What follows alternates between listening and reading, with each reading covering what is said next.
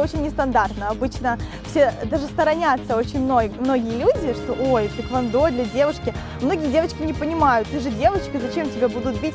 Да, меня будут бить, но я должна дать, знаете, понять, чтобы меня не били, защищать.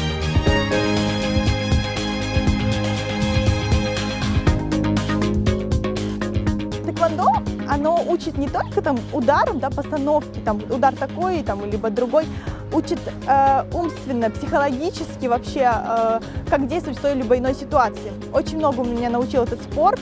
Знаете, была такая раньше, ага, какое же принять решение, там непонятно что-то, а спорт научил именно этой выдержке и принятию решений.